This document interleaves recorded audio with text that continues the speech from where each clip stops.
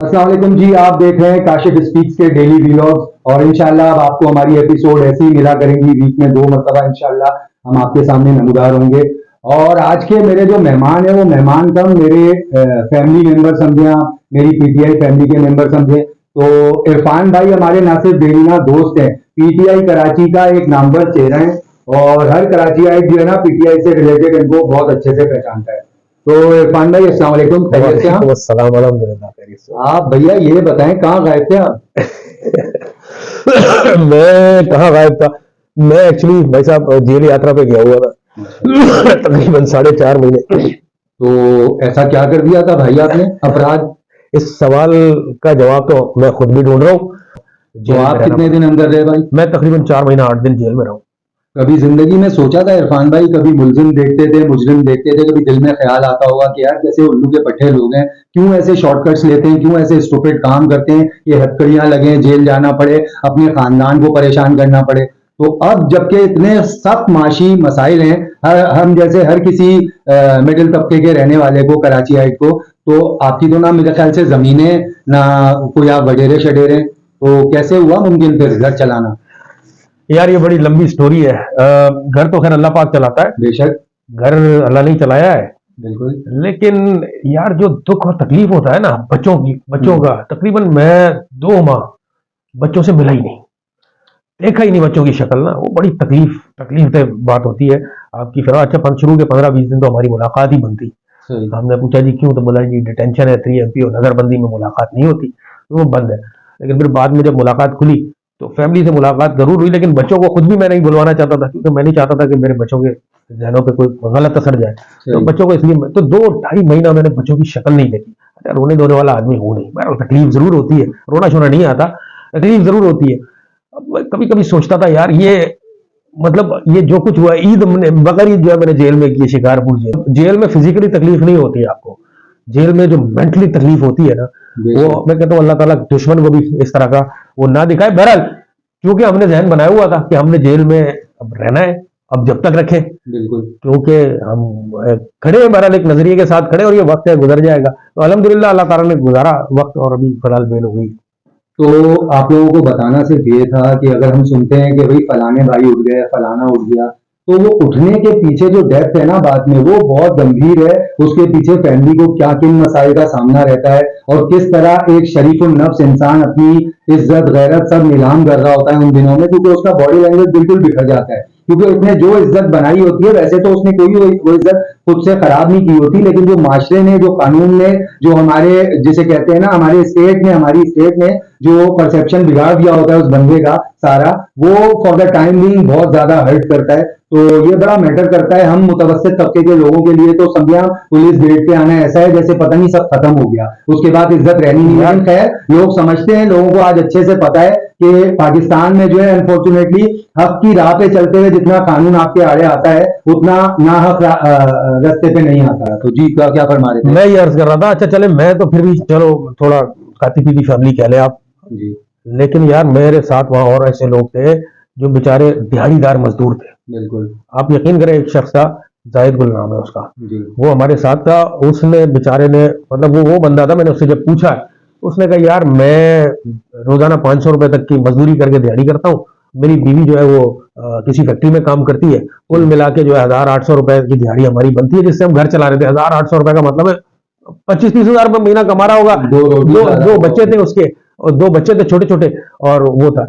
बोला जी मैं रोड में चल रहा था, मुझे पुलिस ने उठा लिया। बहरहाल वो तो चलो कोर्ट में साबित होगा इंशाल्लाह ताला, बेगुनाह इंशाल्लाह। लेकिन आप सोचे उस बेचारे का घर किस तरह चला होगा, वो जेल में 4.5 महीने रहा है, उस बेचारे की क्या हालत हुई होगी। उसका तो घर भी इनफैक्ट जेल ही होगा बिल्कुल उस ड्यूरेशन। बिल्कुल ऐसे ही है। और मैं, आप यकीन करें, मुझे इतनी तकलीफ होती थी जब उसके बच्चे उसको मिलने आते थे, और छोटे बच्चे थे यार, 4-4 5-5 साल के, रोते थे, इतना दिल को दुख होता था।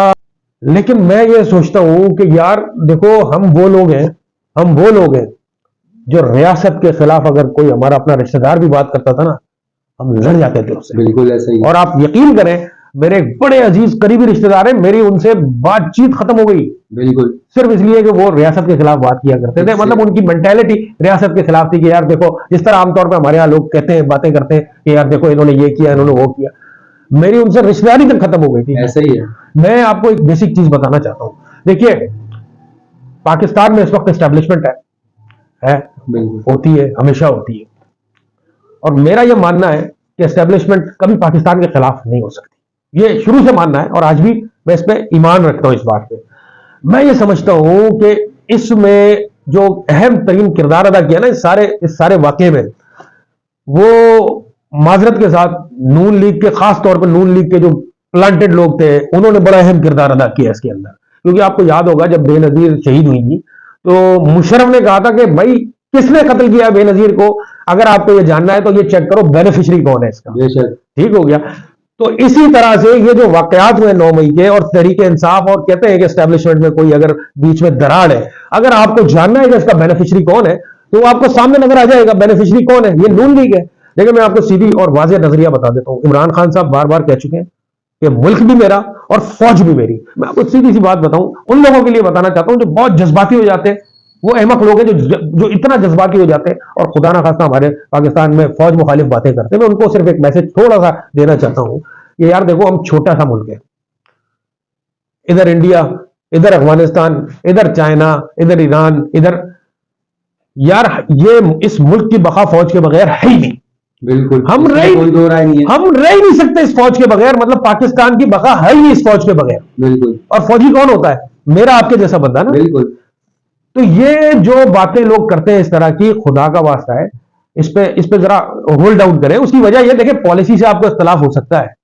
इसमें कुछ, इरफान भाई मैं आपको सॉरी इंटरप्ट करूंगा, इसमें कुछ ऐसे अनासिर हैं जैसे वो एक आदिल राजा एग्जैक्टली बंदा है। एग्जैक्टली जिस वक्त 9 मई का मसला हुआ उस वक्त स्टेट की तो बहुत सारी बेवकूफियां हैं, लेकिन सिंपथाइजर्स की, वर्कर्स की, और जो आम शहरी हैं जो उस वक्त रोड पे थे, किसी भी इश्तियाल में आके बाहर आए हुए थे, उनकी भी गलतियां हैं। लेकिन जो असल चीज है, मोहर्रिकात, वो ये है कि पीछे से ब्रेन वॉश किया गया यूथ का। आदिल राजा जैसे लोग, जिनको अगर देखें वो एक आर्मी का बंदा था, आर्मी का ऑफिसर था, उसके साथ कोई भी नाइंसाफी हुई तो वो अपना क्लेम खुद करे ना, हमसे क्यों करवा रहा है? आप उसके व्लॉग सुनेंगे, आई एम सॉरी, मैं आदिल राजा के मतलब वो नहीं करना चाहता, लेकिन आई एम सॉरी, आप अगर गौर से उसके सारे व्लॉग सुनेंगे 2, 4, 5, 6, आपको ऐसा लगेगा कि कोई अपने स्कोर सेटल कर रहे हैं। बिल्कुल, आदिल राजा साहब ने अपने कोई स्कोर सेटल कर रहे हैं पुराने। हाँ। तो भाई आप करो ना, आपने इधर बेड़ा गर्क कर दिया, इधर ऐसा लगता है पता नहीं कितना बड़ा झगड़ा हो गया पाकिस्तान तहरीक इंसाफ का और फौज का, जबकि ऐसी कोई बात नहीं है। मैं आपको एक बात बताता हूं, देखिए जिस तरह माँ और बाप होते हैं ना, घर में अगर माँ बाप रह रहे हैं,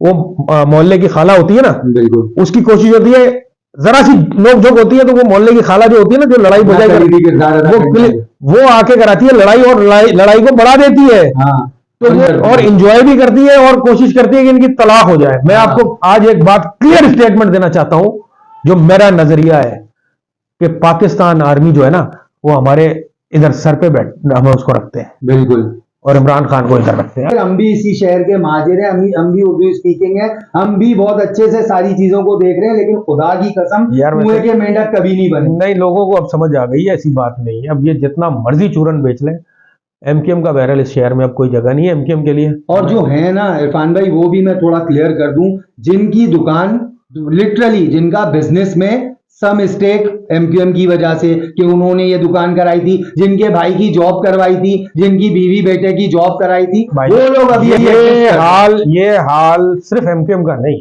देखिए नून लीग में सिर्फ जिनकी दुकान चल रही है ना नून लीग से, या नवाज शरीफ या नून लीग से जिनको फायदा हो रहा है, इस वक्त वही सपोर्टर बचे हैं नून लीग के पास पूरे पाकिस्तान। इसी तरह से पीपल्स पार्टी से जो फवायद ले रहे हैं, जो पीपल्स पार्टी से नौकरियां ले रहे हैं, जो पीपल्स पार्टी से ठेके ले रहे हैं, इस वक्त सिर्फ वही लोग पीपल्स पार्टी के पास है। वोटर अब किसी के पास नहीं, वोटर सिर्फ इमरान खान के पास है। बेशक इस वक्त वो जेल में रह के, आप ये सोचें कि एक बंदा जेल में, ना उसकी आवाज आती है, ना उसके एक्सप्रेशन आते हैं, ना उसकी लिखत ना पढ़त आती है, लेकिन आता है तो क्या आता है, रोज नई साजिशें आती हैं, माजरा आता है, हाजरा आती है, पानी ज्यादा आता है, सब डूब जाता है। मतलब आप समझे बात को कि हो क्या रहा है। एक बंदा पुरसुकून अंदाज से अपनी जेल की लाइफ एंजॉय कर रहा है और कौम को ये मैसेज दे रहा है कि मैं अपने उसूलों पे खड़ा हूं, दूसरे लीडर भाग चुके हुए। कौम के साथ बेवफाई नहीं करेगा। कौम के साथ बार बार मैसेज क्या दे रहे हैं कि बेवफाई नहीं करूंगा। मेरा ख्याल है ये कौम भी इंशाल्लाह इमरान खान के साथ बेवफाई और मैं कहता हूं, अब भी अगर आप लोग नहीं समझ रहे तो हमसे बड़ा बेवकूफ कोई है नहीं। फिर हमारे बच्चों का मुस्तकबिल सुधारने इनकलाब, खूनी इनकलाब, पता नहीं क्या क्या आ सकता है, जलजले आ सकते हैं, लेकिन खुदा की कसम इस कौम से कोई लीडर निकल के नहीं आ सकता, क्योंकि हम ब्रायलर मुर्गी खाने वाली कौम है। हम जल्दी से बड़े हो जाते हैं, फैल जाते हैं, हमारा हजम बढ़ जाता है, लेकिन हमारा दिमाग वही रहता है जो एक ब्रायलर मुर्गी का 28 से 30 दिन में चूजे से मुर्गी बन के होता है। खामा की फैल गई, करना कराना कुछ नहीं है। तो हमारी कौम में नस्ल कौम हम जो है ना ब्रायलर मुर्गी हैं अनफॉर्चुनेटली। और कराची आइट्स को तो मैं रोता हूं कि ये सब देख के भी इतनी स्मार्ट कौम पूरे मुल्क में जहां चले जाओ वो बोलते हैं उर्दू स्पीकिंग से ज्यादा तहजीब वाला, अकल वाला, समझ वाला बंदा नहीं है। लेकिन वही कराची आइट बोलता है फलाना मौत का हकदार है, कायद का जो गद्दार है। नो बडी इज परफेक्ट यार, नहीं यार, सारे कायदों से गलतियां हुई हुई हैं। मैं इख्तलाफ करूंगा आपकी इस बात से, जी, शदीद इख्तलाफ बिल्कुल करूंगा करें आप। भाई साहब। ऐसा नहीं है, कराची वालों को शऊर और अकल आ गया है। माशाल्लाह, आपको ढूंढने से एमकेएम का सपोर्टर नहीं मिलता कराची में। अभी जलसा किया है ना कराची वालों ने, चलें देखते अभी हैं। अभी एमकेएम ने जलसा किया है ना भाई। मैंने खुद कवर किया, अभी यूनिवर्सिटी रोड पे जलसा किया, मेरे ख्याल है 500 आदमी नहीं था पूरा। बिल्कुल ठीक है, उसके बाद उस जलसे को वो कहने लग गए यार ये तो वर्कर कन्वेंशन था हमारा, पैकअप करके जल्दी निकल ठीक हो गया, नंबर 1। पर सवाल यहां पे भी एक और उठता है यार, अगर एमकेएम जलसा कर सकती है, अभी पीटीआई अनाउंस करे जलसे का कि जी हम जलसा करेंगे, उसके बाद क्या होगा? उसके बाद ये होगा ना आप अपने घर पे सो रहे होंगे, ना मैं अपने घर पे सो रहा होगा, ना कोई और अपने घर पे सो रहा। हालांकि खुदा को हाजिर नाजिर जान के कहते हैं कभी एक पत्थर नहीं उठाया, कभी किसी का बुरा नहीं चाहा, कोई कानून हाथ में लेने वाला काम नहीं किया यार। मैं आपको एडीसी की एफआईआर बड़ी मजे की बात बताता हूँ। देखिए, मैं शिकारपुर जेल में था तकरीबन 2.5 महीने वहां रहा हूँ तकरीबन। मैं नाम नहीं बताऊंगा, एक बहुत बड़े अफसर है शिकारपुर के, वो जेल आए थे विजिट पर। मैं नाम इसलिए नहीं बताऊंगा उनको कोई प्रॉब्लम ना हो जाए। सही। वो शिकारपुर जेल आए, उन्होंने बुलवाया जी पीटीआई वाले जितने अरेस्ट है यहाँ पे इधर कैद है जेल में, इनको बुलाओ।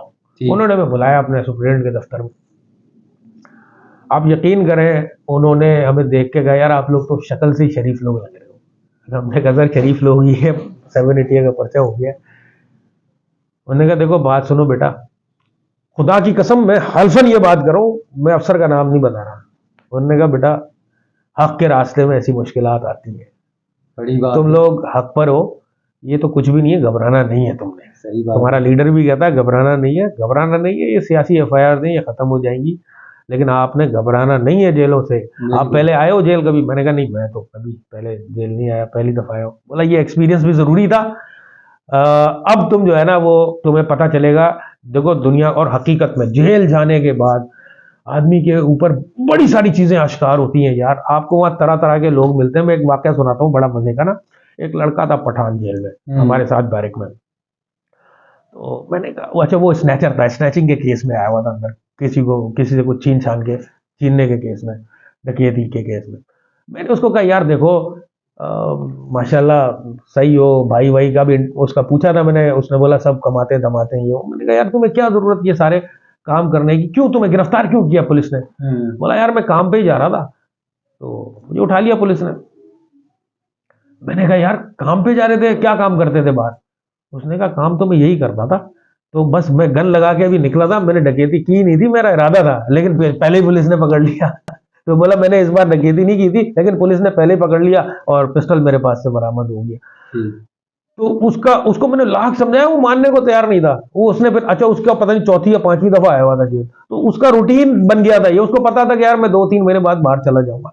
असल में जरूरत है देखो इस सिस्टम को ठीक करने की भाई। ये सिस्टम उसको अगले को पता है कि मैं 2-3 महीने बाद बाहर चला जाऊंगा, फिर आ जाऊंगा। उनको टेंशन ही कोई नहीं है कि मैं दोबारा जेल चला जाऊंगा। सही बात है। तो वहां बहुत सारे ऐसे लोग मुझे मिले, उनको टेंशन ही कोई नहीं कि मैं दोबारा जेल चला जाऊंगा। तो इस तरह के अब ये वाली तरबियत कैसे होगी कि अगले को ये समझ आए कि यार अब इस तरह के काम हमने नहीं करने।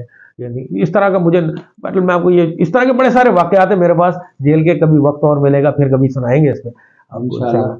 तो जी अभी कंक्लूड करते हैं, इंशाल्लाह अगली एपिसोड में मजीद चीजें डिस्कस करेंगे और पीटीआई के लोगों की भी इंशाल्लाह तरबियत करेंगे, अपने जो बहुत ज़्यादा जज्बाती हो जाते हैं, हार्डलाइनर बन जाते हैं, सोशल मीडिया पे कुछ भी शेयर करने लग जाते हैं बगैर तस्दीक किए। तो इंशाल्लाह पॉजिटिविटी फैलाते रहेंगे और कोई भी नेगेटिविटी इंशाल्लाह हमारे प्लेटफॉर्म से आती नहीं जाएगी। आखिर में मैं एक और बात आपके साथ करना चाहूँगा आपके व्यूअर्स के लिए कि यार देखें ये जो फौज है ना, इसके बगैर हमारा गुजारा नहीं है।